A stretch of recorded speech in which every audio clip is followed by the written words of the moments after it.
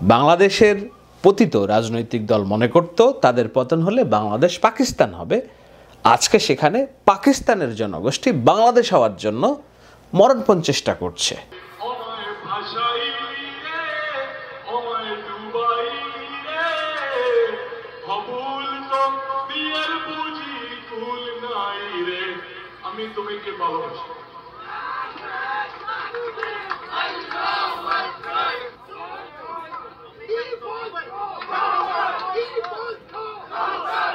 কিভাবে চেষ্টা করছে? তারা তাদের যে অধিকার, দাবি এবং একটা চাপিয়ে দেওয়া ভোটাধিকারের নামে স্বৈরশাসনের বিরুদ্ধে তারা লড়ছে।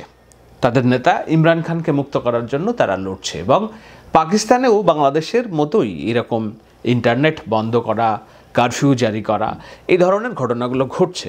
শুধু কি পাকিস্তান, যেই পশ্চিমবঙ্গ, যেই ভারত এতদিন পর্যন্ত আমাদের কালচারাল যে হেজিমনি শব্দের অর্থ আপনারা জানেন, মনোজগতে দাসত্ববোধ, যে আমরাই সেরা, বাকি সব গৌণ, আমাদের উপরে হিন্দি ভাষা চাপিয়েছে, হিন্দি গান চাপিয়েছে। ভারত যেভাবে ভাবতে পছন্দ করে বিশ্বকে, বাংলাদেশ যেন সেভাবেই ভাবে, সেই ধরনের একটা ধারণা আমাদের মনোজগতে ঢুকিয়ে রেখেছিল আমাদের পতিত রাষ্ট্রনায়করা, শাসকরা। সেই ভারত এখন বাংলাদেশের ছাত্রদের আন্দোলনে উদ্বেলিত।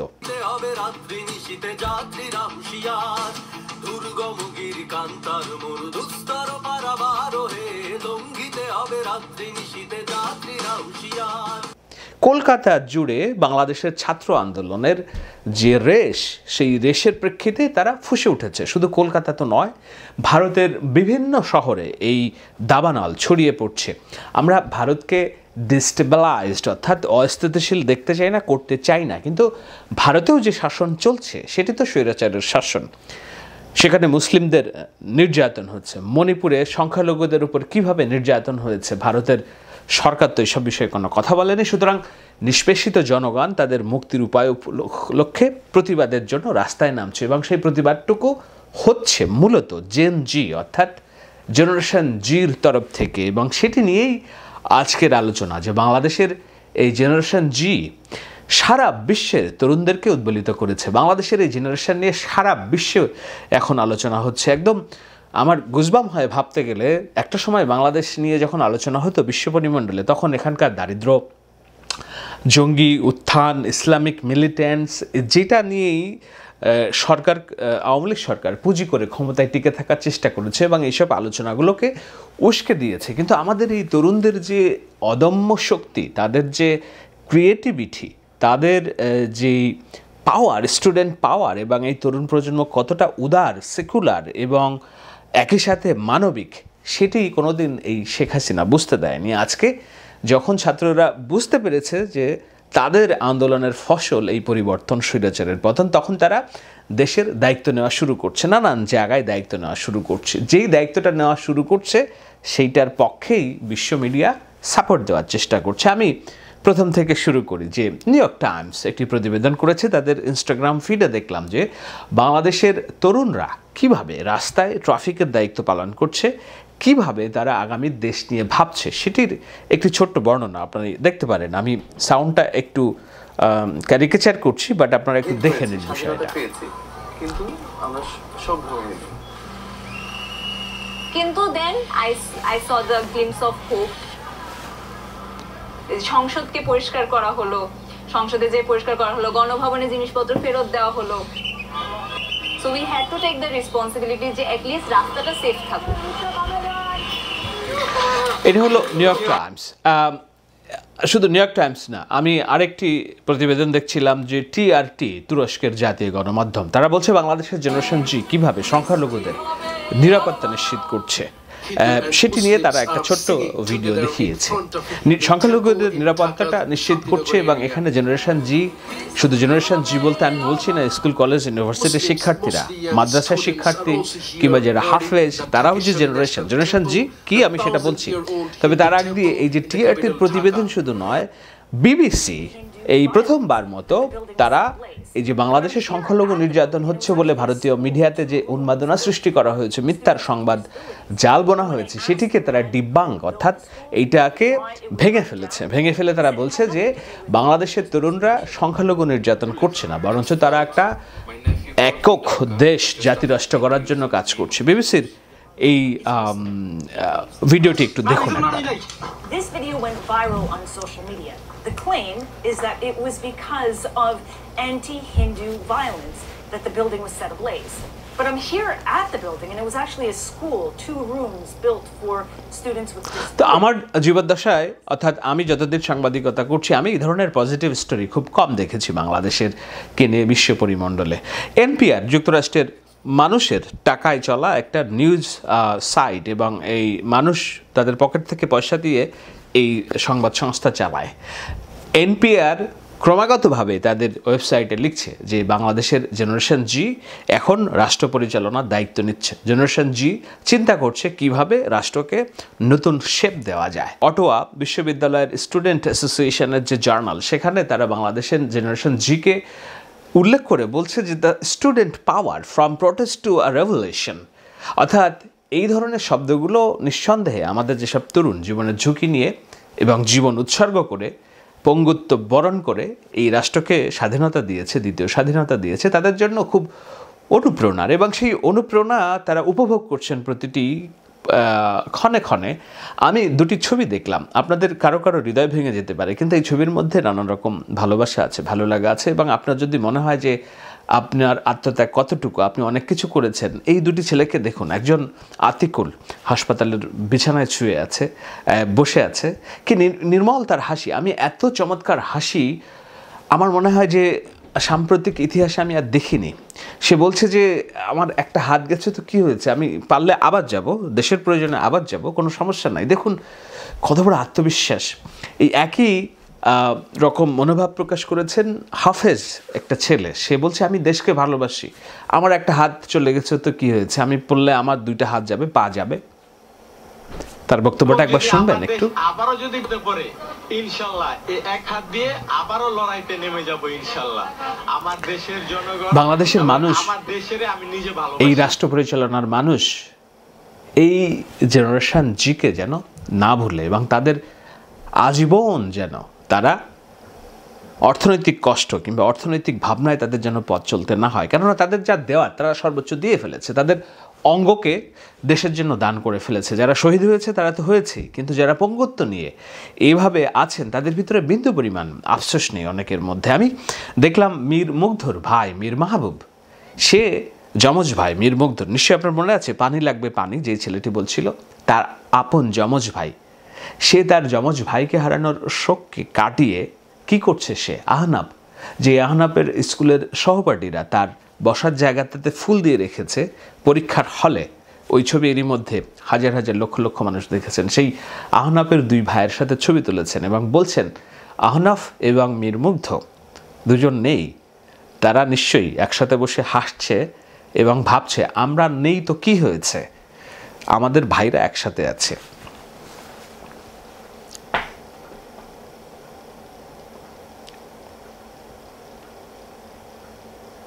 আমি দুঃখিত, আমাদের এই নতুন প্রজন্ম তারা যে দেশের দায়িত্বটা বুঝে নিতে সক্ষম হয়েছে, ভুল ত্রুটি থাকবে, কোথাও না কোথাও ভুল ত্রুটি হয়, এটা তো চলার পথের একটা অবশ্যই অবিচ্ছেদ্য অংশ। তরুণরা কোথাও না কোথাও ভুল করবে, কোথাও কোথাও তাদের মেজাজ হারাবে, কোথাও কোথাও তাদের অন্যান্য বিষয় আলোচনায় আসবে, কিন্তু মোটা দাগে তাদের সামষ্টিক যে অর্জন, সেই অর্জন এখন বিশ্ব পরিমণ্ডলে খুবই ভাবনার বিষয় এবং এইটাকে কি বলে, এটা অনুপ্রেরণার বিষয় কারো কারোর জন্য, আর সরকারগুলোর জন্য অবশ্যই চিন্তার বিষয়। যেমন ভারত চিন্তা করছে, পাকিস্তান চিন্তা করছে, আমার মনে হয় পৃথিবীর অন্যান্য দেশ অচিরেই চিন্তা করবে স্বৈরশাসী শাসনগুলো। তো যেই বাংলাদেশ আমরা কোনোদিন বিশ্ব পরিমণ্ডলে আমাদেরকে তুলে ধরতে পারিনি, কলকাতার কথাই বললাম যে তাদের চিন্তাভাবনা দিয়ে আমরা সাপ্রেসড হতাম, এখন আমাদের চিন্তাভাবনা তারা ইম্পোর্ট করছে যে না বাংলাদেশের তরুণরা পারলে আমরা কেন পারবো না। তো এই তরুণদেরকে এগিয়ে নিয়ে যেতে হবে। আমার এই ভাবনাটা বলে আমি আলোচনাটা শেষ করব, কিভাবে এগিয়ে নিয়ে যেতে হবে এবং এই তরুণরাই পারে বাংলাদেশকে নিয়ে যত সব নেগেটিভ প্রচারণা এই রাষ্ট্রের অভ্যন্তর থেকে হওয়ার চেষ্টা হচ্ছে সেগুলোকে ডিবাঙ্ক করতে। এই জেনারেশন জি কি সেটি এখন বলেই আমি শুরু করছি। জেনারেশন জি বলা হয় গ্রেটেস্ট জেনারেশন, অর্থাৎ উন্মুক্ত মহানুভব চিন্তার জেনারেশন। এটাকে আপনারা অন্যভাবেও বলতে পারেন, যেমন 4G এই যে আমাদের দৈনন্দিন জীবন যেটা আমরা ইন্টারনেট ছাড়া বুঝি না, জেনারেশন জি থেকে জেনারেশন, অথবা গুগল, পোলাপানকে আপনি বোকা বানাতে পারবেন না। আপনি একটা তথ্য দিবেন, যদি সেই তথ্য নির্ভুল না হয়, সে সাথে সাথে আপনাকে গুগল করে আর্টিফিশিয়াল ইন্টেলিজেন্স দিয়ে আপনাকে ডিবাং করে ফেলবে, অর্থাৎ আপনাকে আপনার তত্ত্ব ভণ্ডুল করে ফেলবে। আপনি যত বড়ই ইনফ্লুয়েন্সার হন, আপনি যত বড়ই সোশ্যাল মিডিয়ার পাহাড়পুর হন, আপনি যত বড়ই ইউটিউবার হন, যদি আপনি ভুল তথ্য দেন, সামঞ্জস্য তথ্য না দেন, সাথে সাথে তারা ডিবাং করে ফেলবে। এটা হচ্ছে গুগল, এআই, এবং এই যে জি, ইন্টারনেট কেন্দ্রিক জি, সেটা হলো জেনারেশন জি, কিন্তু এর আত্মিক অর্থ হলো যে গ্রেটেস্ট জেনারেশন।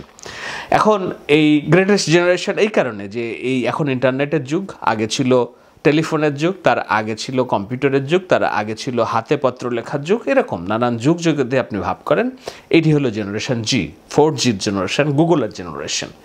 তো এই গুগলের জেনারেশন পারে আগামী দিনের বাংলাদেশকে একটা সঠিক ব্র্যান্ডিংটা করতে। এরই মধ্যে যেই ব্র্যান্ডিং শুরু হয়েছে ডক্টর মোহাম্মদ ইউনূসকে নিয়ে এবং বাংলাদেশের জেনারেশন জিকে নিয়ে, দেখুন এখনও ওই যারা দুষ্কৃতকারী তারা সোচ্চার, এখনও ওই গণহত্যার যারা সিম্পাথাইজার অথবা জেনোসাইড এনবেলার, যারা নানানভাবে ইনিয়ে বিনিয়ে সরকারের সাথে ছিল, এর মধ্যে আমাদের সাংস্কৃতিক কর্মী, যেমন আমি দেখলাম রোকেয়া প্রাচী, তারপরে বিটিভি পড়ার পরে যারা গেছিল ক্রন্দন করতে, আমাদের চিত্রনায়ক এটাকে কি বলে, রিয়াজ, ফেরদৌস, সাজু খাদেম, শুভ্রদেব, আজিজুল হাকিম, আমি আরও কয়েকজনের ছবি দেখেছি, আর নাম বলতে চাই না, আপনারা নিজেরাই চিনবেন যে কারা হচ্ছে গণহত্যার সিম্পাথাইজার, গণহত্যা এনাবেলার, জেনোসাইড এনাবেলার, জেনোসাইড সিম্পাথাইজার। জেনোসাইড এনাবেলার এবং জেনোসাইড সিম্পাথাইজারদের প্রতিনিধি হিসেবে কেউ কেউ বিশ্ব গণমাধ্যমে বাংলাদেশের নেতিবাচক ইমেজ প্রতিষ্ঠা করার চেষ্টা করছে। আমি নাম ধরেই বলি রোকেয়া প্রাচী। তিনি যেটা করার চেষ্টা করেছেন, তিনি বাংলাদেশের গণমাধ্যম, বিদেশি গণমাধ্যমে যে বলছেন যে কিভাবে তাকে বিবস্ত্র করা হচ্ছে, কিভাবে তাকে এই জেনারেশন জি তাকে কলঙ্কিত করছে। আমি আগেই বলেছি, যেটা যদি তার প্রতি এরকম হয়ে থাকে, এটা আমি নিন্দা জানাই। মানুষের মত প্রকাশের অধিকার, ভাব প্রকাশের অধিকার এবং যারা সুস্থ চিন্তা করে তাদের চিন্তা করার অধিকার একটা সমাজে থাকবে, এটাই বাস্তবতা। কিন্তু সেই চিন্তা যদি হয় গণহত্যাকে সমর্থন, সেই চিন্তা যদি হয় জেনোসাইডকে এনাবেলার হিসেবে সহযোগী, তার প্রতি আমার খুব বেশি সহমর্মিতা নেই এবং তার প্রতি আমার খুব বেশি তাকে ডিফেন্ড করারও কিছু নাই। ওকে প্রাচী একটা জঘন্য ভূমিকায় অবতীর্ণ হয়েছেন। তিনি বিশ্ব পরিমণ্ডলে আমাদের যে তরুণ প্রজন্ম তাকে কালিমা লিপ্ত করার চেষ্টা করছেন এবং তার মধ্যে এবং অগ্রগামী হিসেবে ভারতীয় মিডিয়া এগিয়ে এসেছে, এটাই আসবে আমরা জানি। সেটাকে ডিবাং অর্থাৎ ভেঙে ফেলতে পারে। ভেঙে ফেলার জন্য আমাদের তরুণরা, এই জেনারেশন জি, অনেক বড় ভূমিকা নিতে পারে এবং তারা যেই কাজটা এরই মধ্যে করে একটা ইতিহাস সৃষ্টি করেছে। আর রাজনৈতিক দল কিংবা আজকে যারা নেতৃত্ব আছে তাদেরও একটু মনে করিয়ে দেই যে এই যে দুর্গন্ধযুক্ত পতিত যারা সামাজিক আইকন আমরা এর আগে জানতাম রোকেয়া প্রাচীদের মতো, তারা তো এরই মধ্যে সমাজ থেকে বিচ্ছিন্ন। তারা এই জেনারেশনের সাথে এদের কোনো যোগাযোগ নেই। এদের যোগাযোগ হচ্ছে শেখ মুজিবের পরিবার আর হচ্ছে ভারতের সাথে, এর বাইরে এদের নারীর যোগাযোগটা নেই। কিন্তু আজকের যারা সরকার গঠন করেছে, আগামী দিনে যারা সরকার গঠন করবে, বিএনপি কিংবা অন্যান্য রাজনৈতিক দলের যারা তরুণ নেতৃত্ব আছে, যারা রাজনৈতিক লিডারশিপে আছে, তাদের সবচেয়ে বড় চ্যালেঞ্জ হচ্ছে এই 5-5.5 কোটি তরুণকে নিজেদের আয়ত্তে আনা, এদের মনোজগতে এই রাজনৈতিক দলগুলোর প্রভাব বিস্তার করা, সৃষ্টি করা। সেটা যদি না করা যায় তাহলে এই রাজনৈতিক দলগুলোই, আওয়ামী লীগ বলুন, বিএনপি বলুন, জামাতে ইসলামী বলুন, আর যাদের কথাই বলুন না কেন, তারা যদি এই 4G জেনারেশন, গুগল জেনারেশনকে নিজেদের সাথে কানেক্ট না করতে পারে, তাহলে এদের সিম্প্যাথি পাবে না, এদের ভোট পাবে না। তাহলে তাদেরকে ওই জোর করে মেকানিজম করে রাষ্ট্র ক্ষমতায় থাকতে হবে, আইন শৃঙ্খলা বাহিনীকে ব্যবহার করে এবং ভোটের একটা অনিয়ম করে। সেটার পরিবর্তে তারা যেটা করতে পারে, এই নতুন জেনারেশন সম্পর্কে তারা খোঁজখবর নিতে পারে এবং সেই খোঁজখবর নেওয়ার জন্য মিডিয়ামগুলো কিন্তু খুব বেশি কঠিন না। আমি বলেছি জেনারেশন জি যেহেতু ইন্টারনেটেই তাদের অবচরণ, গুগলেই তাদের ইন্টারনেটে তাদের বিচরণ। তো তারেক রহমান যেমন একটা খেলা খেলেছেন, একজন কার্টুনিস্টের কার্টুনকে প্রশংসা করে বলেছেন যে আপনি ধরেন আরও কার্টুন আঁকুন, আমি খুব পছন্দ, আপনার কার্টুন আমার খুব পছন্দ। এরপরে সমস্ত কার্টুনিস্টরা নড়ে চড়ে বসেছে। আরে তারেক রহমানকে তো আমরা ভয় পেতাম, হাওয়া ভবনের সন্ত্রাসী ভাবতাম, সে দেখি যে তরুণদেরকে আগ্রহ দিচ্ছে। আমি বলছি এই যে যেই হান্নান আওয়াজ উঠা গান গেয়েছে, কিংবা 24-এর গেরিলা গান গেয়েছে যেই র্যাপার, এই র্যাপার জনগোষ্ঠীর সাথে তো আমাদের পরিচয় নেই।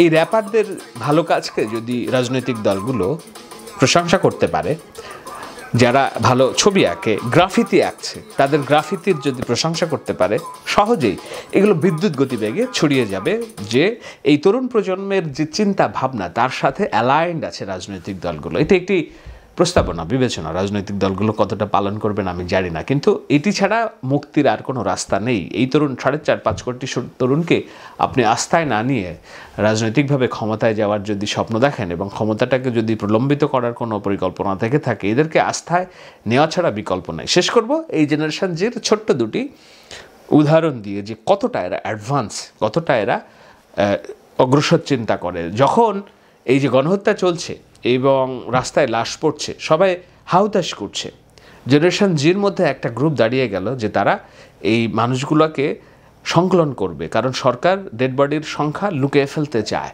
তারা সাথে সাথে একটা ওয়েবসাইট দাঁড় করালো, আপনারা জানেন, আমি এর মধ্যে প্রচারণায় দেখাচ্ছি, শহীদ.info। সেখানে সব শহীদের তালিকা আছে, আহতদের তালিকা করার চেষ্টা হচ্ছে এবং এর মধ্য দিয়ে তাদের হয়তো আরও পরিকল্পনা আছে যে কীভাবে এই পরিবারগুলোকে তারা সহযোগিতা করবে এবং ইতিহাসের দলিল হিসেবে রাখবে। ঠিক সমপরিমাণ একটি কাজ করছে আরেকটি ওয়েবসাইট, আমি জানি না তারা কাজ করছে কারা, আমি নিশ্চয়ই জানলে আমি তাদেরকে সহযোগিতা করার চেষ্টা করব। যেমন চিনে রাখুন .com। কাদেরকে চিনে রাখুন? যারা গণহত্যার জন্য এনাবেলার হিসেবে কাজ করেছে, জেনোসাইড এনাবেলার, জেনোসাইড সিম্পাথাইজার হিসেবে যারা কাজ করেছে, যারা এরকম হাতুড়ি বন্দুক নিয়ে রাস্তায় সাধারণ ছাত্রদেরকে মারার জন্য উদ্যত হয়েছে। আমাদের তো সমস্যা, আমরা ভুলে যাই সব কিছু, আমাদের মানুষপট থেকে ভুলে যেন না যায় সেজন্য তারা ওয়েবসাইট তৈরি করেছে চিনে রাখুন .com। দেখুন এখানে সংখ্যা আরও কীভাবে বাড়ানো যায়, নির্দিষ্টভাবে প্রত্যেকটা অস্ত্রধারী, প্রত্যেকটা সন্ত্রাসী, প্রত্যেকটা সহানুভূতিশীল মানুষের তালিকা যেন ভবিষ্যৎ প্রজন্ম, এই জেনারেশন জি দেখতে পারে, সেটা কেমনে এগিয়ে নিয়ে যাওয়া যায়, নিশ্চয়ই আপনারা সহযোগিতা করবেন। আর যারা ওয়েবসাইট তৈরি করেছেন তাদের মধ্যে থেকে যদি কেউ আমার সাথে যোগাযোগ করে, নিশ্চয়ই আমিও তাদের কাজকে এগিয়ে নিতে সহায়তা করব। আজকের এই আলোচনার মধ্য দিয়ে আমি এতটুকু বলার চেষ্টা করলাম যে যেই জেনারেশন জি, গুগল জেনারেশন, 4G জেনারেশন অথবা গ্রেটেস্ট জেনারেশন, তাদের পালস ধরতে পারে নাই আওয়ামী লীগ, তারা ইতিহাসের আস্থা করে নিশ্চিহ্ন হবে। আজকে পর্যন্ত তারা এই তরুণ প্রজন্মকে স্বীকৃতি দিচ্ছে না, বলছে এরা হচ্ছে মব, এরা হচ্ছে দুষ্কৃতকারী। আরাফাত সাহেব কি বলেছিল আপনাদের মনে আছেন তো? এদের কেউ কেউ ড্রাগ খায়, ড্রাগ খেয়ে বন্দুকের সামনে আসে মরার জন্য। এই জেনারেশনের পালস আওয়ামী লীগ ধরতে পারে নাই। সুতরাং রাজনৈতিকভাবে তারা একেবারে নেগেটিভ শুধু না, তলানিতে আছে। কিছুটা এগিয়ে আছে নিশ্চয়ই বিএনপি এবং অন্যান্য সমমনা রাজনৈতিক দলগুলো, কিন্তু তারাও যে খুব বেশি কানেক্টেড এই জেনারেশনের সাথে আমি বলবো না। সেই কানেকশান তৈরি করার জন্য এই জেনারেশনের যে অবদান, সেটিকে স্বীকার করে তাদের সাথে সংযোগ স্থাপন করার যে কাজটি, সেটি যদি আজকে করা যায়, আমি নিশ্চিত আগামী 3 মাস, 6 মাস, 1 বছর, 2 বছর, তত্ত্বাবধায়ক সরকার কতদিন সময় নেবে আমি জানি না, অন্তর্বর্তীকালীন সরকার, নির্বাচনের যখন তারিখ ঘোষণা হবে, এই জেনারেশন জি এই রাজনৈতিক দলগুলোর ক্যাটালিস্ট হিসেবে ভূমিকা পালন করতে পারবে। আপনাদের মতামত জানাতে ভুলবেন না।